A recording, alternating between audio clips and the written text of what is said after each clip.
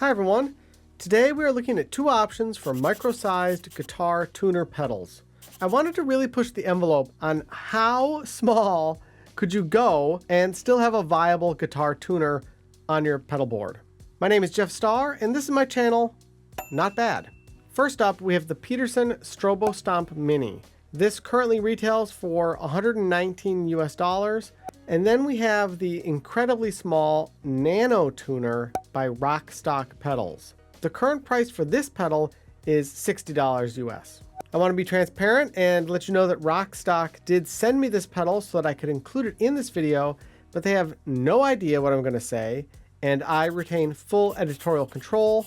And if you've seen my video, for example, reviewing the Fender Silverface Deluxe Reverb Custom 68 reissue, or my sponsored video of the Ridge wallet, then you know I am not afraid to tell you that something sucks even when it has been sent to me by the company.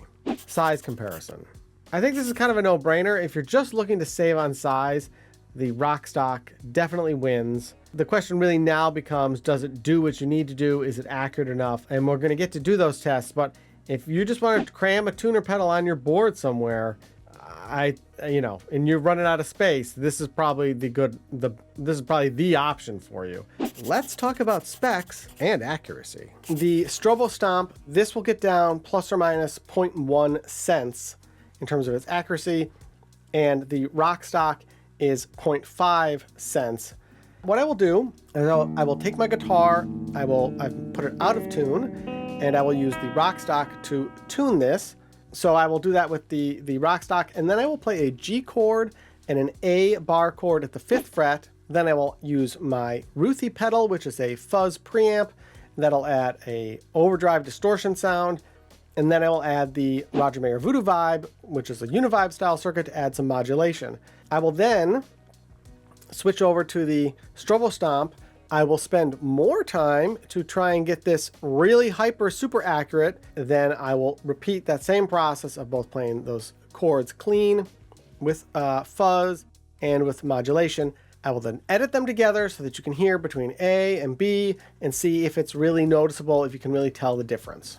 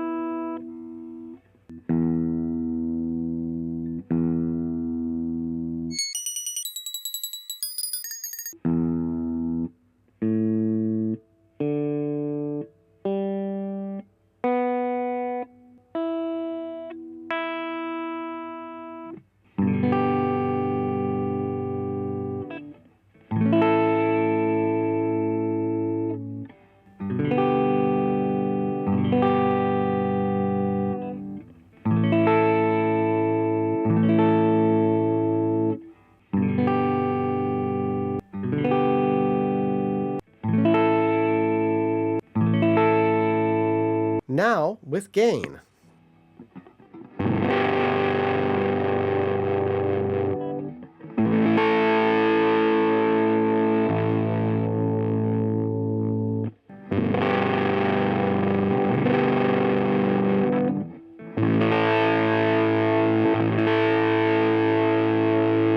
Now with gain and modulation.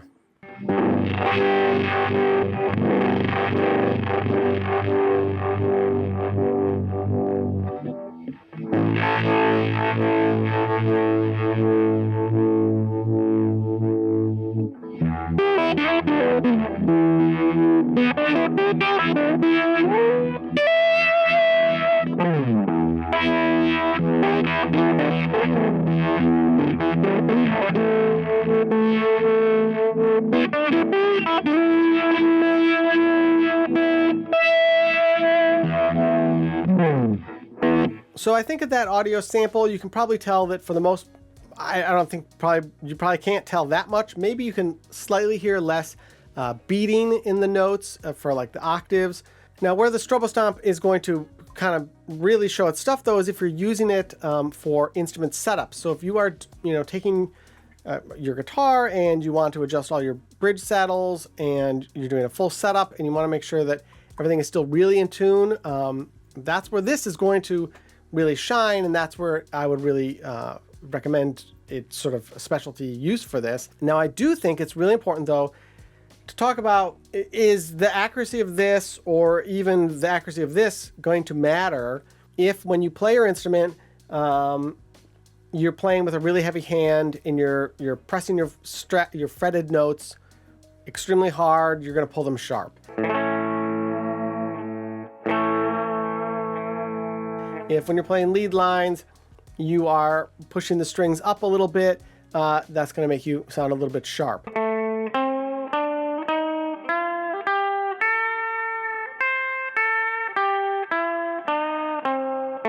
If you are playing with a really heavy pick attack and you're hitting your low strings really hard, the pitch is going to, move until that string sort of settles out a bit. As the saying goes, tone is in your fingertips. How in tune you are in some ways is also in your fingertips. Abuse test. Now, I really like the size of this. I love the idea of putting this switch and the screen in here together. This is a really unique idea. But my first thought is like, oh, this screen and the switch, like that's one piece. Is this going to hold up? Is this going to break? So I emailed my contact at RockStock just to say, like, what can you tell me, right? Like, is this actually, how robust is this? I'm going to read what they wrote me. They said, we've been selling the Nano tuner for about 4 to 5 years now, and in that time, we've only had a couple reports of broken switches. The screen hasn't been an issue at all. Not a single broken screen reported so far, which is great to see. That said, the switch is still a plastic component, so while it holds up very well under regular use, it's good to avoid being too rough when stepping on it, like with most compact gear. So, I don't know, is this going to hold up?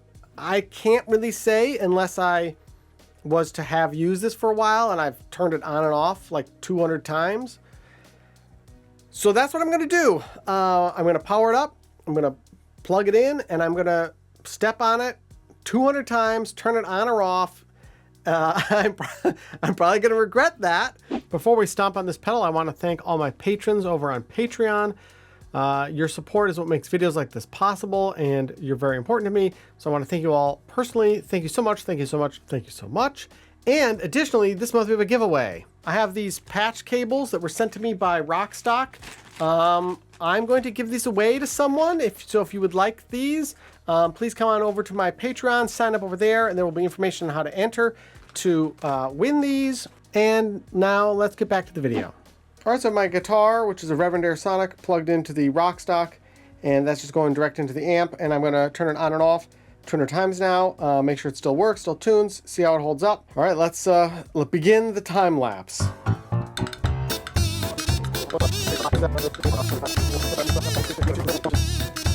Okay, so we're halfway through. Okay, that's 200. I'm gonna just do it do it some more. 1, 2, 3, 4, 5, 6, 7, 8, 9, 10.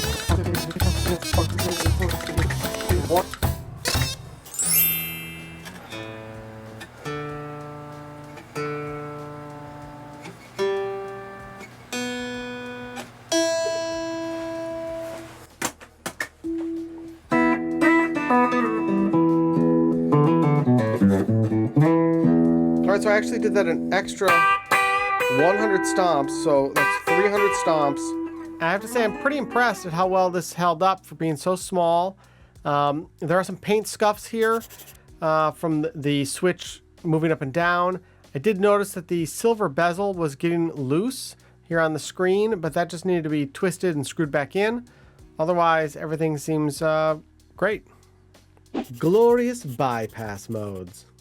The Peterson Strobostomp Mini offers a true bypass, a buffered bypass, or what they call a buffered bypass monitor mode, which means that the tuning screen will always stay active regardless of whether or not you've clicked the foot switch and muted the pedal.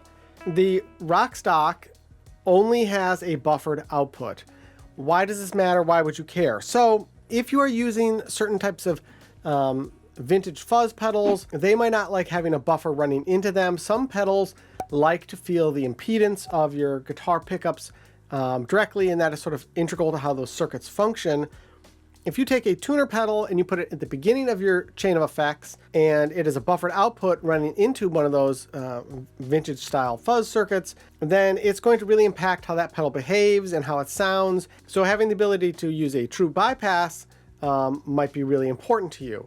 Now, of course, you could take these pedals and put them at the end of your signal chain and just make sure to turn off any of your delays and modulations and other things that'll impact how the tuner is able to actually tune your signal. Having a buffer at the end might help to restore some of that high end and some of that signal loss that's getting chipped away every time you add more cable and more connections into those pedals, especially if you have a really large pedal board. Now, for me, this doesn't matter, and I'm going to explain why and why it might be an option that you want to think about as well. I actually run this pedal off of my Voodoo Vibe Plus. It's a Roger Mayer pedal. It's like a Univibe style pedal, and it has 2 outputs, so you could send it to 2 different amplifiers. I'm not running it into 2 amplifiers, so as long as I remember to turn that pedal off, I can run an output of that directly into this input and just let it be completely out of the audio signal.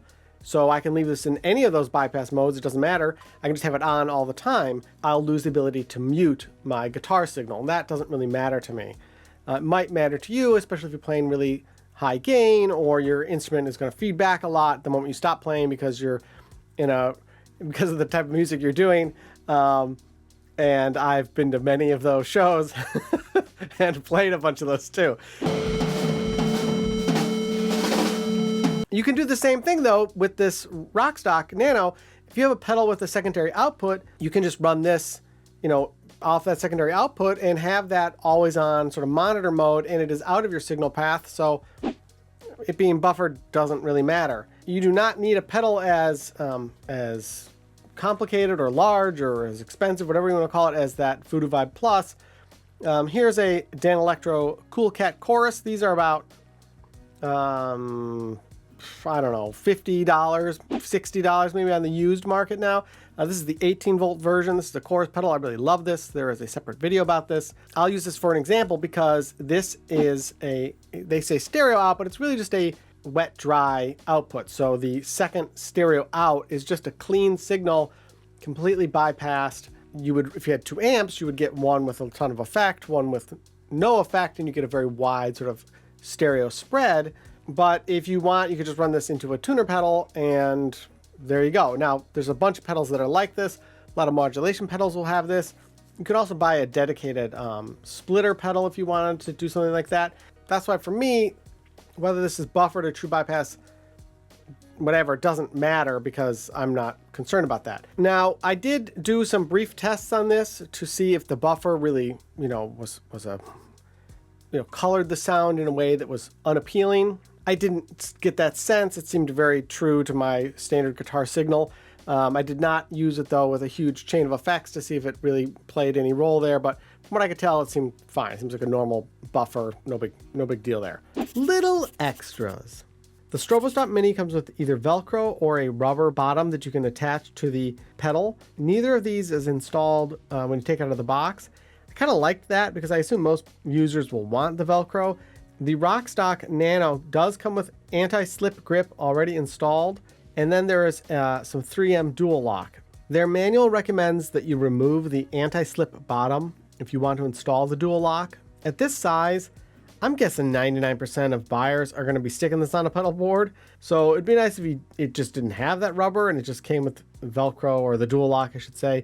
But I do really like that they include a dual lock because that'll really help keep this tiny pedal in place. And if you don't know, dual lock will stick to the fuzzy side of regular Velcro. So if you have a pedal board like mine that's already covered in Velcro, then you should be fine. It'll stick there and it'll hold really well. I like that they gave you dual lock.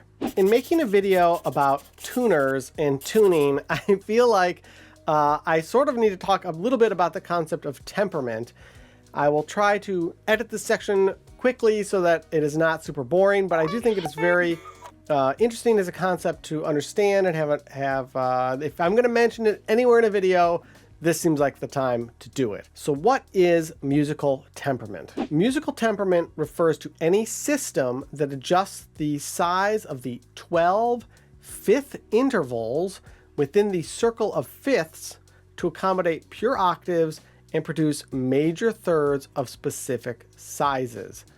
Okay, so if you don't totally get that, I'll try to provide some context here. The development of harmony and tonality in Western music is something that's been greatly influenced by the various forms of temperament we've used throughout history. Let's break those down. Pythagorean tuning is one of the earliest theorized systems in the West, and it's attributed to the Greek philosopher Pythagoras in the 6th century BCE. This system is rooted in mathematical ratios, with the perfect fifth having a ratio of 3:2. This will create very clean, very consonant sounding pitches, but it's not perfect. And this is the really important part to follow here. So let's pick a starting note. If you raise that pitch the 12 pure fifths, you will be 23.5 cents sharp than if you had taken the same starting pitch and raised it the 7 pure octaves. 23.5 cents isn't a huge difference, but it does make a difference. And so to demonstrate that, I'm going to play the note C, and then I'm going to double that, but this time the doubled note will be 23.5 cents sharp, and you'll hear the difference between the two as a unison note.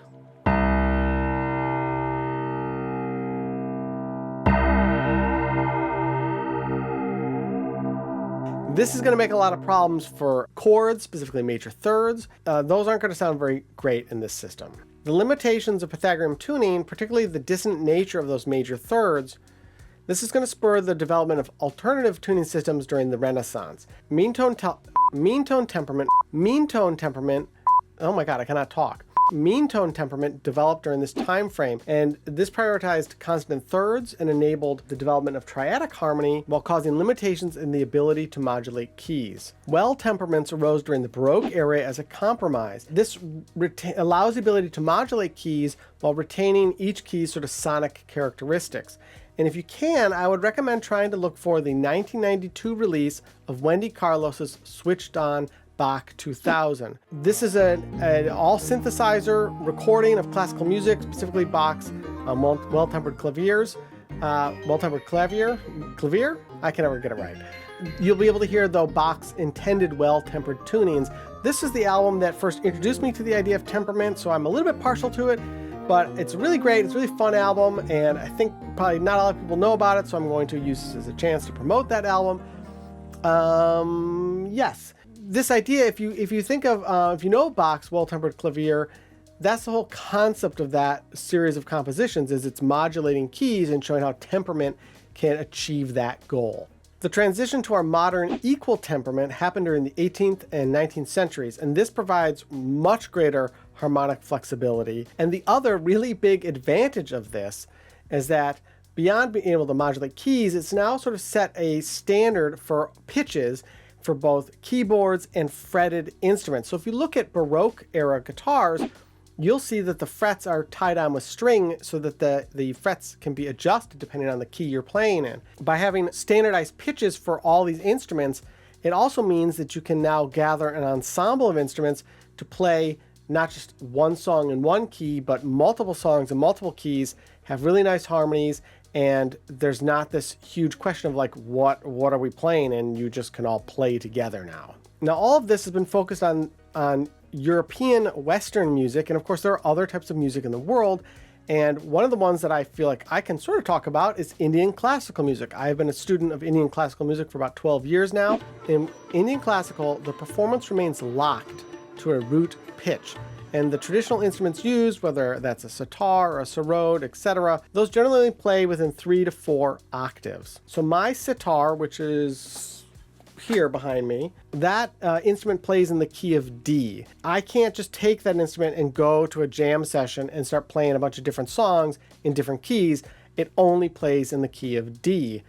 And even to that fact, it doesn't really play in the key of D. It plays in a concept called sa, and that is the root fundamental pitch to your to your instrument here. It just happens that my instrument basically plays in D. Depending on the weather, the humidity, that pitch may go a little bit higher or a little bit lower, roughly in that range between C and D, and all the shades in between. When my instrument is going to be tuned for practice or to perform, I need to retune the entire instrument to wherever that root pitch is for that day, and all the naturally occurring harmonic divisions within that. If you watch my interview with the Indian musician Madhavanti Paul, we talk about her instrument, the Rudravina, and how to tune that instrument. That instrument's really unique because the root pitch of that instrument is actually determined by how big it is, and how big it is determined by how big the performer's hand is.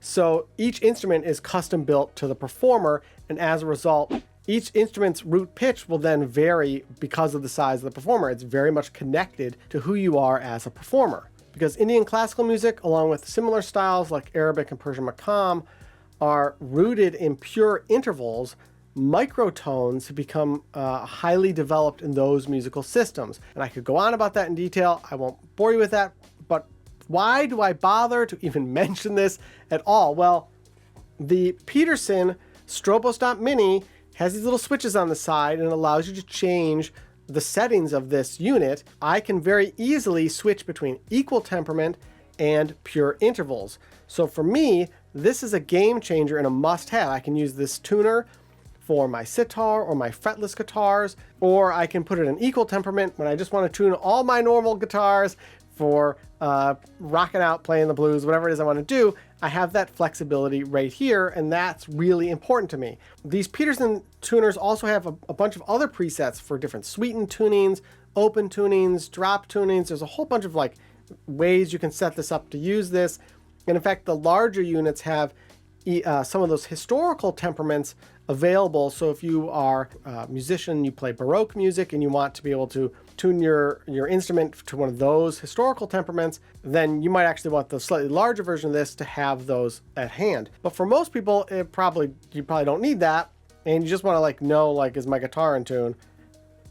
Here we go, right? Like, you know, they're both super small. This is like half the price, and there's nothing this small. Thank you so much for watching. I hope this video was useful if you were considering either of these two pedals, or you're just looking for a tuner pedal in general. You know, there are others. There's the Boss tuner, which is a sort of a standby, and of course the TC Polytune. These are still smaller than those, and this Peterson is like not that much difference in price than those pedals.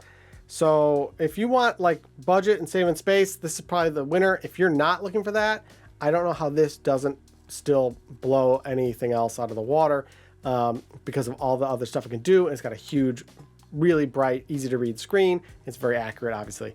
And it's got top mounted jacks, which is like great for a pedal board.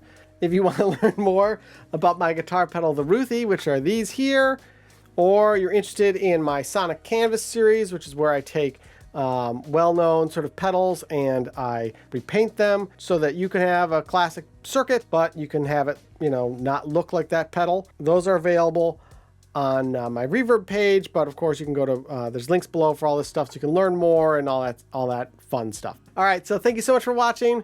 Life is short. Go make something. Go make people happy.